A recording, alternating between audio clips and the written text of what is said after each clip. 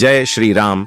हर हर महादेव। दोस्तों, हिंदू पुराणों और वास्तुशास्त्र में कुछ जगहों पर एक सभ्य व्यक्ति को नहीं रहना चाहिए। यदि वह वहां रहता है तो निश्चित ही उसके जीवन और भविष्य पर नकारात्मक प्रभाव पड़ते हैं। अगर घर सुकून का नहीं है तो कैसे जीवन में सुकून आएगा? दोस्तों, दरअसल आप जहां रहते हैं उस स्थान से ही आपका भविष्य तय होता है। यदि आप गलत जगह रह रहे हैं तो अच्छे भविष्य की आशा मत कीजिए। अतः हर व्यक्ति को यह जानना जरूरी है कि उसे कहां रहना चाहिए और कहां नहीं रहना चाहिए। यदि आप नया मकान बनाने जा रहे हैं या खरीद रहे हैं तो इन बातों का विशेष ध्यान रखें। रहने के स्थान से किसी भी प्रकार का समझौता मत कीजिए।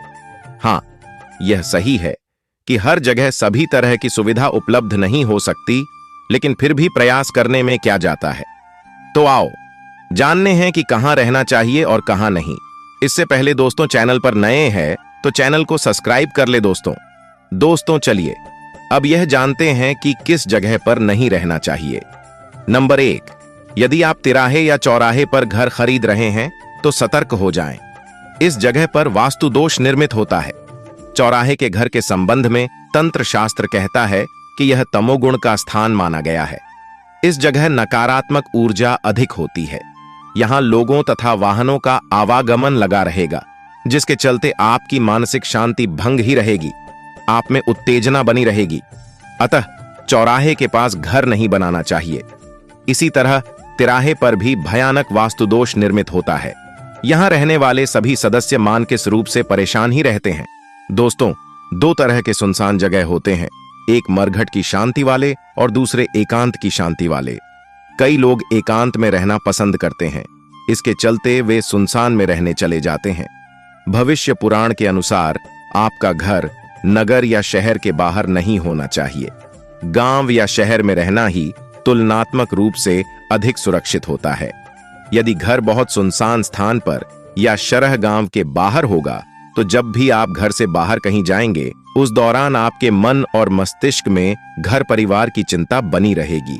यह तो आप भी जानते होंगे कि सभी सुनसान स्थान पर अपराधी आसानी से अनिष्ट संबंधी गतिविधियों को अंजाम दे सकते हैं। दूसरी बात, यदि शहर से दूर घर है तो रात बिरात आने जाने में भी आपको परेशानियों का सामना करना पड़ेगा, भले ही आपके पास कार या बाइक हो। दोस्तों, और कौन सी जगह है जहां नहीं रहना चाहिए?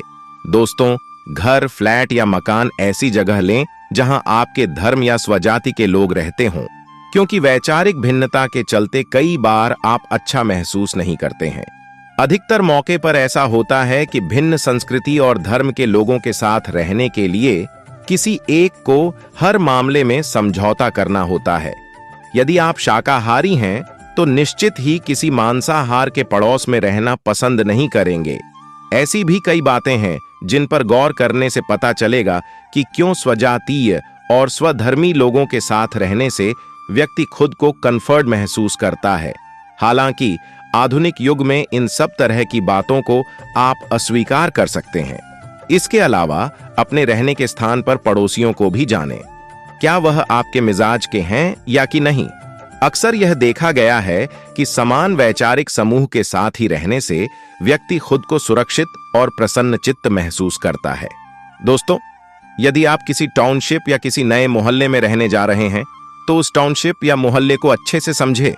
पहले तो उसका वास्तु जानें, दूसरे वहां के लोगों के बारे में जानें, तीसरा वहां उपलब्ध सुविधा के बारे में जानें, जैसे स्कूल, अस्पताल, मेडिकल, किराना दुकान, थाना, वाटर सप्लाई, बिजली सुविधा, साफ सफाई, सार्वजनिक वाहन सुविधा आदि कितनी दूरी पर उपलब्ध हैं।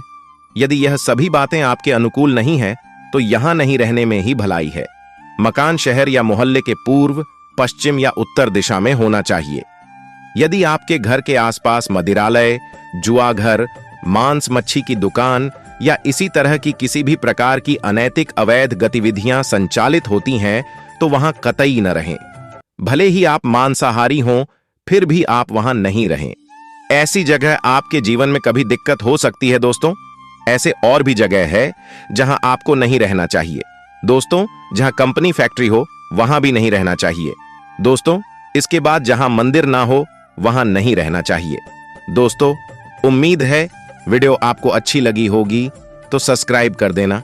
धन्यवाद। जय श्री राम।